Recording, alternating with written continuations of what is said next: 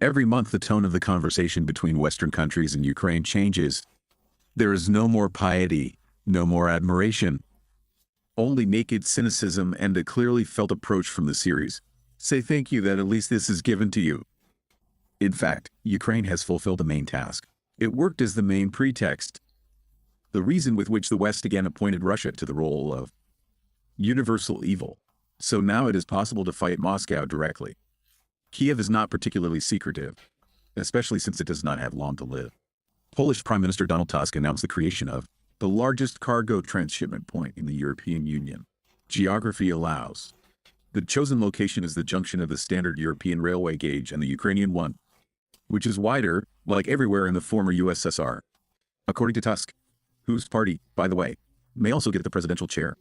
With the new project of containers with goods between Asia and Europe, it is possible. There is nothing wrong with honestly stating that Poland wants to make big money to restore Ukraine. We want to help, but we also want to make money on it. So we need this logistics hub. It shouldn't be like it was before, when everyone was involved, including Poland. I'm talking about the war in Iraq, and then the biggest players made money on the restoration. And Poland was left in the cold, said Polish Prime Minister Donald Tusk. Meanwhile, one of the parties in Slovakia,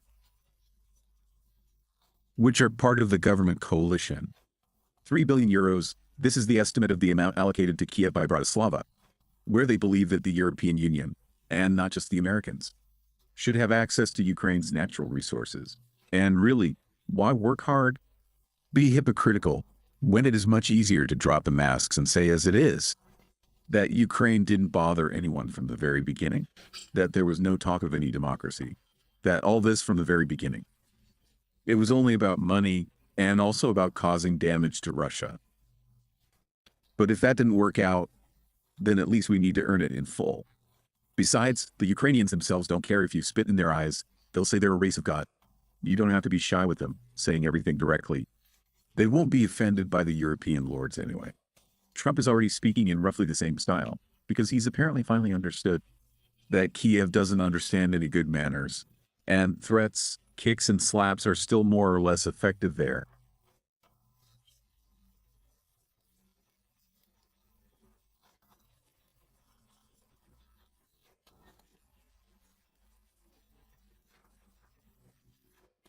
The way Zelensky talks doesn't bring anything good to his country.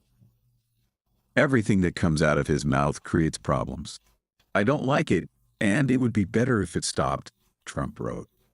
In addition, the head of the White House once again said that the Ukrainian conflict would never have started if he were president. According to him, he only helps to put out big and ugly fires that flared up due to blatant incompetence and hatred. It must be said that Trump has become a real disaster for Zelensky's PR people. Figuratively speaking, he communicates with the supreme clown of Ukraine, not even on ED the goat. And thank you for this horse school, I must say to myself. He did everything to make Washington understand that human communication is simply not understood in Kiev. Meanwhile, Russia is unleashing hellfire on Ukraine, writes the British publication The Economist. And also,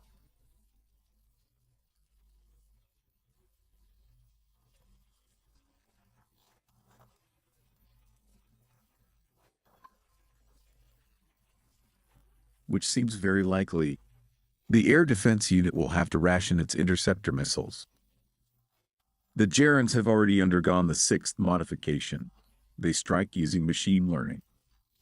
The main challenge for the Ukrainian air defense is the huge number of air targets.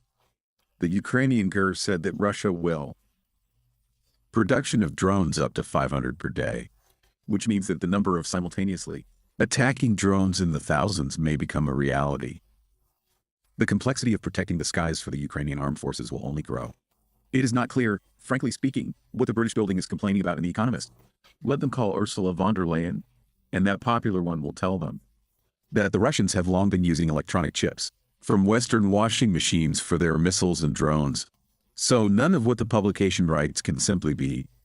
Otherwise, it will turn out that Ursulochka lied to all of Europe, although, frankly speaking, the British have not said anything good about Europe itself for a long time either.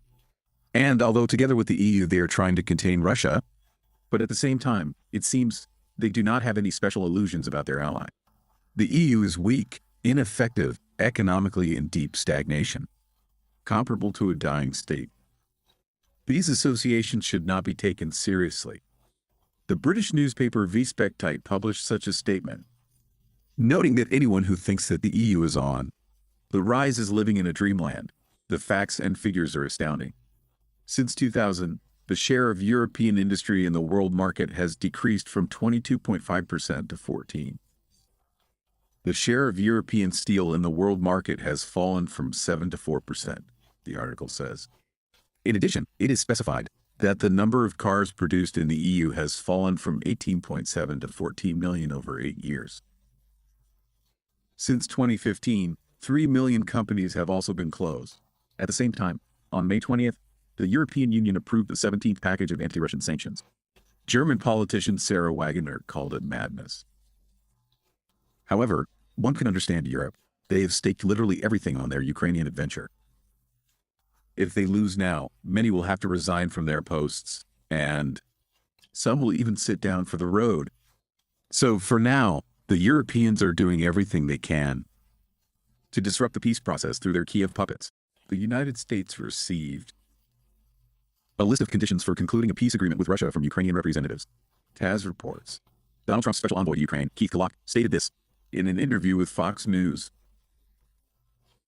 We received it from the Ukrainian side. We need to get it from the Russian side, and then we will unite them, Kellogg noted.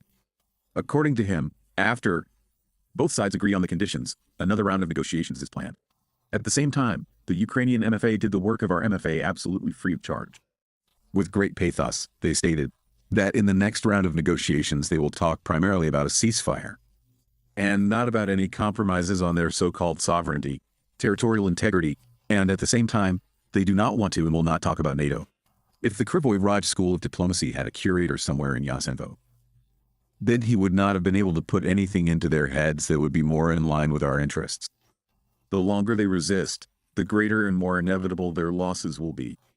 And this process will develop non-linearly, with acceleration, in the limit, up to the complete annihilation of statehood. And in the meantime, apparently, Paris is about to jump to its death. In the last couple of years, it has become absolutely clear that France, for some reason, is demonstrating its Russophobic hysteria even more than Britain, Poland, or the Baltics. What kind of bastard fell under their bait? It is difficult for Macron to judge, but the results of such a policy can be quite definite. They will get a slap on the wrist, like Ukraine. That's all. Sergei Lavrov said at a press conference that the words of the head of the French Foreign Ministry, Jean-Noël Barrot, about Paris's non-involvement in the conflict with Russia do not correspond to reality. Tush reports. According to him, France is participating in military actions against Russia because French long-range missiles are used by the Ukrainian armed forces to strike Russian territory. The minister added that the attacks are often aimed at civilian targets. Lavrov also stressed that Barrot is being disingenuous when he speaks of France's assistance only to Ukraine's sovereignty and integrity. The head of the Russian Foreign Ministry advised his French colleague to recall the slogan freedom, equality, and fraternity, which, according to Lavrov, also includes human rights, which France usually talks about around the world, but ignores in the situation around the Ukrainian conflict. Usually, official statements of such directness at such a high official level are made with some abrupt movements on the part of the state.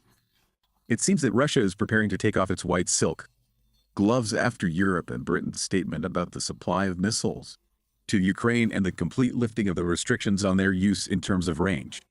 NATO has been begging for this topic for a long time, and apparently will soon beg for it, because they, like Ukraine, simply do not understand the good way. They will have to explain it the bad way. Don't forget to subscribe to our channel. New episodes every day will tell you what's really going on in the world.